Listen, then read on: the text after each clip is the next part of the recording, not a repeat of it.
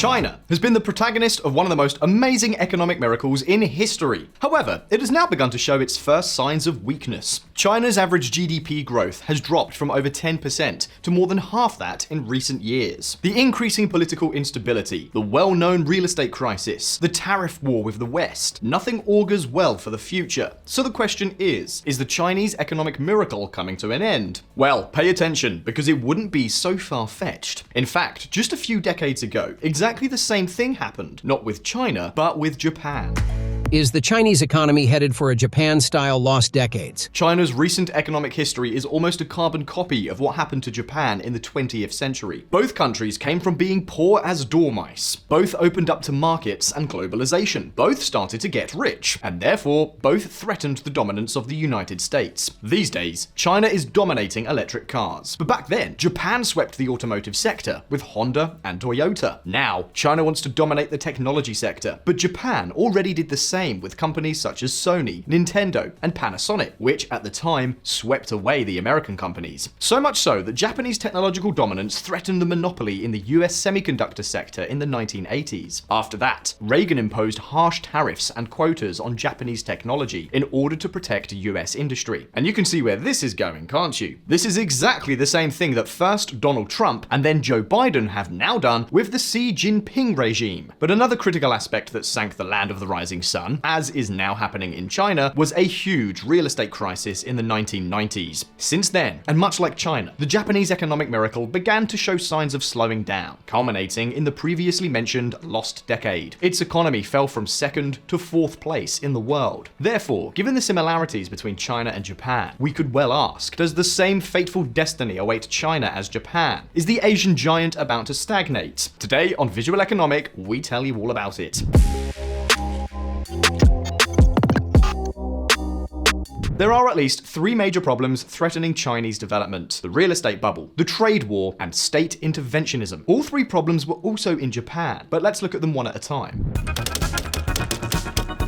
China's real estate bubble is the largest in history. Its investment in the housing market has remained even higher than that of the United States during the boom of the 2008 crisis. What's more, some commentators estimate that China's real estate sector is twice as large in economic terms as that of other Western countries. The problem is no longer just that too many houses are being built, but that they are being built where they are not needed. Around 80% of the buildings constructed in recent years have been established in small cities that lose 2% of their population each year. In other words, houses are built where people will not live. This explains why in recent years, the purchase of properties that are not primary residences, that is, homes that in many cases remain empty, has skyrocketed. The reason is speculation. The Chinese barely invest in the stock market or financial assets. They invest in housing. And you can imagine the risk of a bubble that this entails. But above all, there's the risk of collapse, as happened in Japan. Now, can we really compare the Chinese bubble with the Japanese bubble? Well, let's see. There are clearly differences. First of all, the origin of both bubbles is very different. In the case of China, the bubble was started by the government itself, and more specifically, by this man,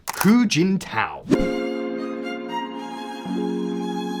Hu Jintao was the president before Xi Jinping. When he came to power, the Asian giant was the world's factory, trading more and more with foreign countries, but the former president thought this was a weakness. International trade made China very dependent on foreign countries. For instance, if the United States had a problem, as China was a major trading partner, it would also suffer the consequences. And that is exactly what happened with the 2008 crisis. China, through no fault of its own, was affected by the financial problems of the West. So, from then on, the government took a 180-degree turn. China progressively closed itself to international trade in order to boost the domestic economy. The fundamental axis of this movement was the real estate sector. The state began to pump money into developers and construction companies, which, after more than 10 years, ended in the bubble that we are all familiar with today. In the case of Japan, however, the story was somewhat less intentional.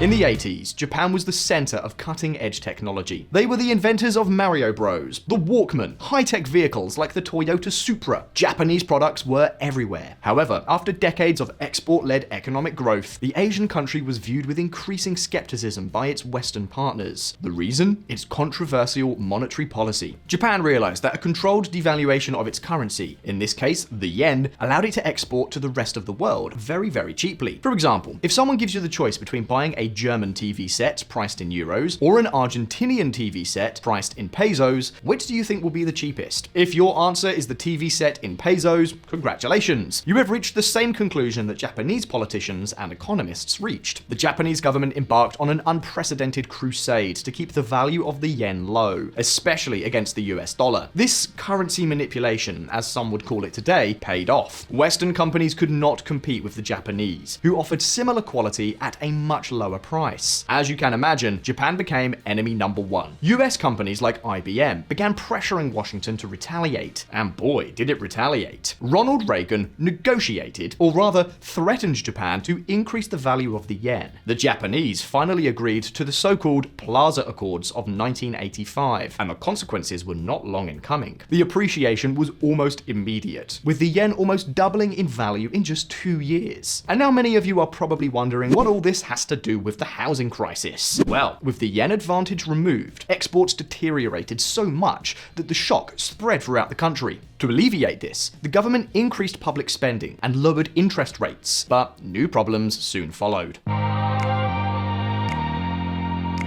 Taking advantage of the interest rate reduction, Japan's corporate sector began to borrow cheaply to invest in financial assets in droves. In other words, they began to speculate. Much of that money went into the stock market, which in turn created the huge stock market bubble of the 1990s in Japan. However, another chunk of the money went to, I'm sure you can imagine, right? Indeed, to the construction sector. Business conglomerates saw the real estate market as a way of obtaining safe returns with which to pay off their already massive debts. Housing prices kept rising until the bubble finally burst. Well, now that we know the history of both real estate crises, the question is, will the same thing happen in China as it did in Japan? Well, the truth is that everything indicates that the Chinese case is even worse. To begin with, it is true that Japanese prices were inflated, but the houses built were not left empty, as is the case in China. On the other hand, the inflation of the Japanese bubble lasted only 5 years, which is not insignificant, but in China, the sector has been fattening up for more than a decade. Yet, the Japanese bubble was also an unintended consequence. The government did not seek to fatten the sector. In the case of China, it's quite the opposite. A large part of public resources have been allocated to the construction sector. Again, we're talking about the fact that almost 30% of the giant's GDP could be connected to this sector. China's real estate bubble appears to be the biggest in history, and in this case, it far exceeds that of Japan. Be that as it may, there are still more problems threatening Xi Jinping's regime. Do you remember when we talked about the Plaza Accords, when Reagan forced Japan to strengthen the yen to protect US industry from Japan's booming exports? Well, the battle was far from over. The Japanese government, as China does now, subsidized its companies to make them more competitive. Accusations from the United States of unfair competition gained increasing strength, and once again, Ronald Reagan pushed through one of the most ambitious protectionist projects of the late 20th century. From the first year of his administration, the president agreed with Japan on a restriction of automobile exports to the United States. And why, you may ask, did the Japanese accept such an attack on their industry? Well, because they had no choice. They depended on Uncle Sam for their military security. Since, let's not forget, since World War II, Japan is not formally authorized to have its own armed forces. However, even after the restrictions, Reagan failed to curb the trade deficit with the Japanese, so he doubled down with a new tariff policy. Reagan imposes 100% tariffs on Japan goods. The US government imposed tariffs of up to 100% on the most important Japanese products. So, let me ask you, does any of this ring any bells?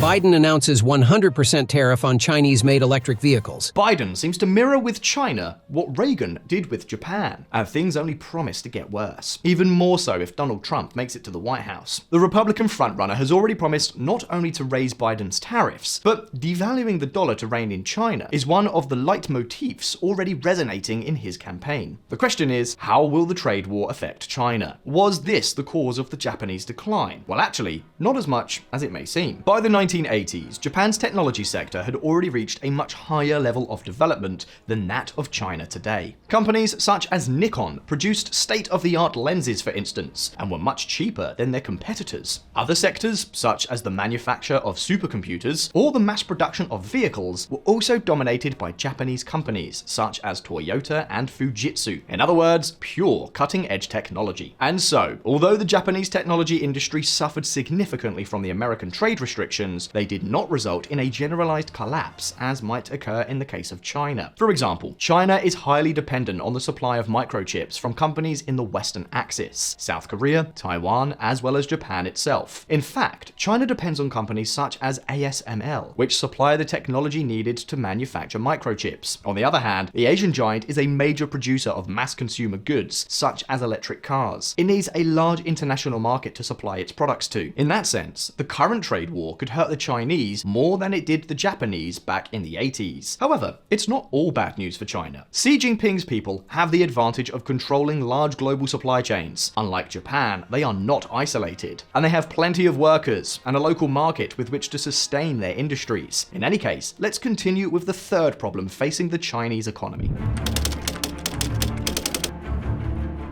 Both Japan and China suffer from a widespread plague of so-called zombie companies. A zombie company is a company that depends on government support to survive. Without such financial support, the company could not remain solvent and would have to close. In Japan, these zombies were the keiretsus, unions of companies that coordinated around a financial institution, such as a bank, to better compete in the market. These companies were very popular during Japan's decades of growth. The state saw such organizations as the spearhead of its economic plans, and decided to support them financially with loans at hyper-reduced interest rates. Indebtedness levels soared in all industries in the country, reaching 2, 3, and even 9 times the equity value of the companies themselves. Logically, this made the business fabric extremely dependent on these loans in order to be able to function. But it got worse. The keiretsus, being directly financed by the state, even if they lost money, became more and more complacent. Companies such as Sumitomo and Mitsubishi were giving less and less priority to the proper operation and management of their companies, limiting themselves to maintaining a good corporate image abroad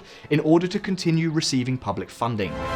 Mitsubishi admits 30-year cover-up of vehicle defects. And where did the money come from to pay for them? Well, money was flowing in thanks to steady GDP growth and high returns from exports. However, when growth began to slow in the early 1990s and the age of cheap loans came to an end, the vast majority of these zombies began to fail all at once. Japanese industry, being so concentrated around the keiretsus, suffered from a brutal contraction from which it did not recover until many, many years later. So deeply rooted are these types of companies in the Japanese industrial fabric that even today the country retains a large number of them, despite the problems they continue to cause. Japan must start culling its zombie companies soon. The problem is that something similar has happened in China. State-owned enterprises, and especially state-owned banks, continue to form a large part of the Chinese business fabric. Since Deng Xiaoping began opening the country, the government thought that large industrial organizations were the best way to rapidly expand the economic capabilities of an underdeveloped country. And not only that, but it was also the way to maintain state power. And how did they do it, you may ask? Well, through public banks, which control more than 50% of China's financial assets even today. To give you an idea, of the 10 largest banks in the world in terms of total assets, the top 4 are owned by the Chinese state. A real outrage. At the end of the day, he who controls the banking controls the money, and he who controls the money controls the economy. This is precisely what explains why, after 2008, the Chinese government was able to feed the real estate sector through public banks, where, as you can see, credit concessions skyrocketed. The point is that the control of Chinese banking may involve something very similar to the case of Japan with the keiretsus. As you can see, Chinese politicians tend to use banking to fatten their own state-owned companies. Many of them, by the way, large, troubled real estate companies. As a result, China is full of zombie companies owned by the state. They represent more than 80% of the country's corporate debt. In other words, they are in way over their heads. In short, a subsidized and over-indebted government sector on which the bulk of the national economy depends, and which becomes more and more incompetent as the years go by. A situation increasingly similar to that of Japan with its conglomerates, which could lead China to the same result: decline and crisis. In any case, here again, a point in China's favor should be noted. In spite of everything, its private companies have great potential. There are few taxes and regulations. Japan's problem was that its entire industrial fabric was zombified. However, China's problem is rather limited to the case of the public sector, so the private sector could continue to pull the cart. The question is, given the similarities between the two Asian countries, can we say with certainty that China is heading for stagnation? Is history repeating itself? The truth is that, in some areas, China has certain advantages and disadvantages. However, there is a fundamental aspect, the most worrisome problem of all, which, for the time being, has no solution and affects both countries. A problem that often goes unnoticed: population collapse. Japan was one of the first countries to experience aging and loss of population. It started much earlier than China, and in fact, that explains much of its stagnation. What's more, if you look at GDP per worker, and not GDP per person, Japan never really stagnated. We could say that much of its problems have come because there have been more and more older people retiring, not working, and with fewer workers, the economy stagnated. As you can imagine, China is heading for the abyss in this regard. China's population could shrink to half by 2100. The Chinese demographic collapse has the potential to be much more severe than that suffered by the Japanese. After all, the Chinese Communist Party imposed the one-child policy for more than 30 years. The original objective was to control the supposed overpopulation that threatened the country's development. But today, such measures have only served as a breeding ground for one of humanity's greatest demographic collapses. In any case, there is still room for optimism. Unlike Japan in the 1990s, automation and technological advances could mitigate the economic effects of population decline. And while it may be an unorthodox solution, and not without complexities, it may prove to be the only viable one for the Asian giant in the future. On top of that, China has greater autonomy with its monetary policy, with the ability to adjust its economic policies more flexibly, should, for example, Trump devalue the dollar. Finally, China still has significant growth potential. Its lower level of urbanization and GDP per capita indicate considerable room for economic expansion, in contrast to Japan in the 1990s, which was already very wealthy, relatively speaking. In other words, it is much easier to grow from the bottom than to grow when you are already one of the richest countries in the world. Interest rates are also much higher in China compared to Japan during its crisis, which means that the Bank of China still has room to tighten its monetary policy and stimulate economic growth. And, as already mentioned, while there are many similarities between the two Asian economies, there are also significant differences. Only time will tell whether these differences will be enough to take China down a different path than Japan. But what do you think? Do you think China is headed for stagnation, similar to Japan? And do you think we missed anything? Don't hesitate to leave your opinion in the comments box. If you like the video, you can show it with a nice like. And if you want to support our channel, you can subscribe and also follow us on our social media channels. Take care, and I'll see you in the next video.